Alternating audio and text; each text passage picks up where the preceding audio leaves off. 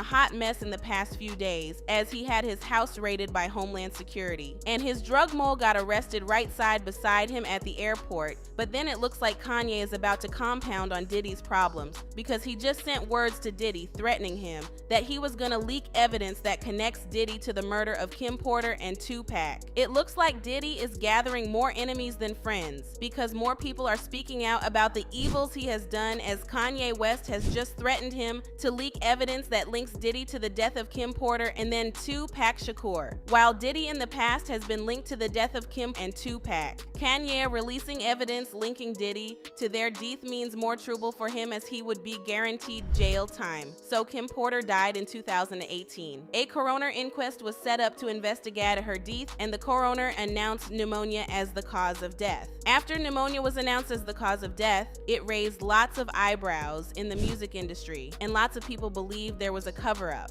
Some celebrities claimed she didn't die of pneumonia and that she was allegedly poisoned by Diddy. Jaguar Wright was one of those celebrities who believed she was poisoned, and she revealed that Diddy's people had poison that created pneumonia-like symptoms. It was ruled a homicide, and they found toxins in her body to prove that she had been poisoned. You know, they have poisons that create heart attack and pneumonia-like symptoms. And then right after that, Al had a meeting, and I was gonna meet up with him because we were in Vegas, and then the next Kim's ex-husband, AIB, also claimed that Kim was murdered. Looks like celebrities are privy to a lot of things we are not. Linking Diddy with Kim's death was not out of place because, over time, lots of people who were close and associated with Diddy have died mysteriously. And they all had one thing in common. They were either writing a book or were about to film a documentary.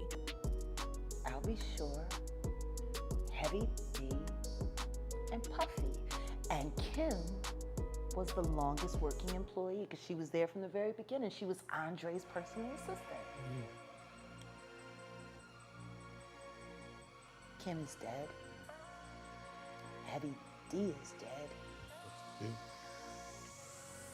Andre Harrell is dead. The only two left are Puffy and Al almost died. Isn't that interesting? That is interesting. Heavy D was found dead, face down in the heart attack. Andre Harrell. However, people didn't just randomly point fingers at Diddy. He has a dark history, which we confirmed from Lil Rod Jones and Cassie's lawsuit, and anyone who has messed with him has either ended up dying or narrowly escaping meeting their maker. In an interview with The Art of Dialogue, Gene Deal, who used to be Diddy's former bodyguard, revealed that Diddy abused Kim and she tried to fight back the best way she knew how to. He recalled one incident when Kim had to use a corkscrew to get Diddy off of her. One night when they were at home at Kim's house on 110th Street, he wanted to, put his hands on her in the wrong way. And Kim took one of those corkscrews and ripped his wrist up and hit an artery. And when she did that, he had to rush over to St. Luke's Hospital. I met him over there to the hospital.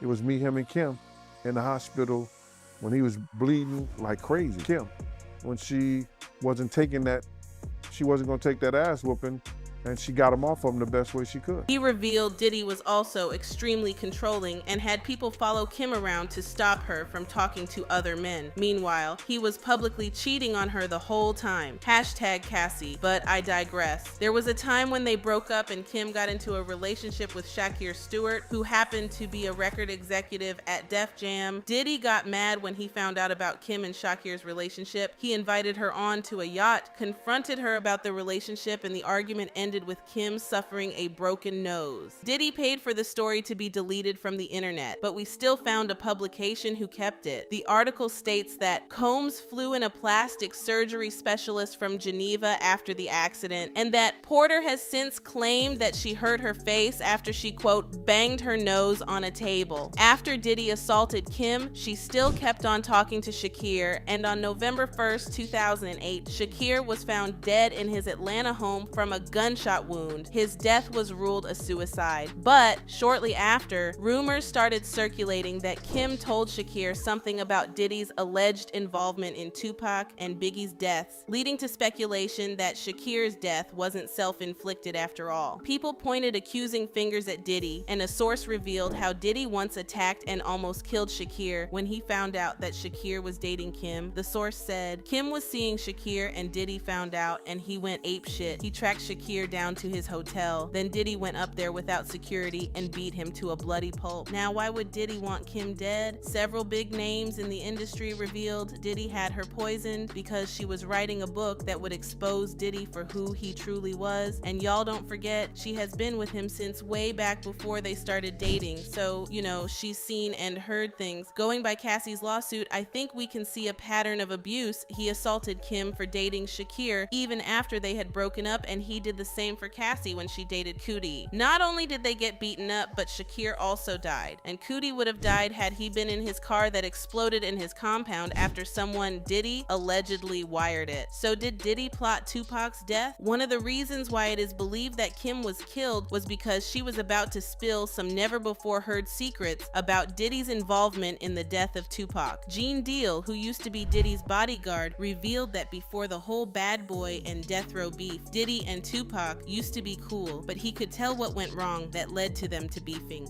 And maybe Kim liked him, Pac, more than he liked Puff, but she couldn't have Pac.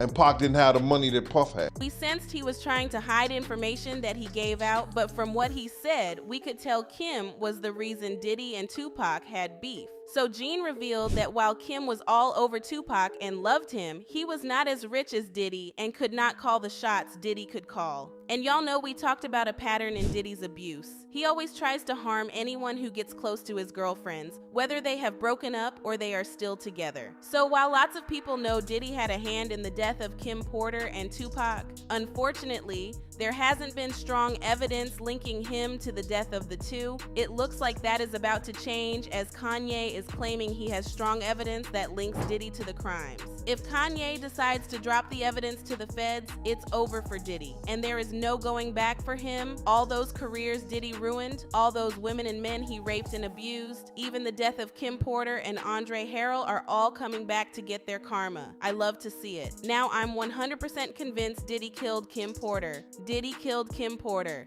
Diddy killed Tupac. Diddy conspired to kill Biggie, but Suge got to him first. So do you think about this story? Let me know what you think in the comments, then check out this next video.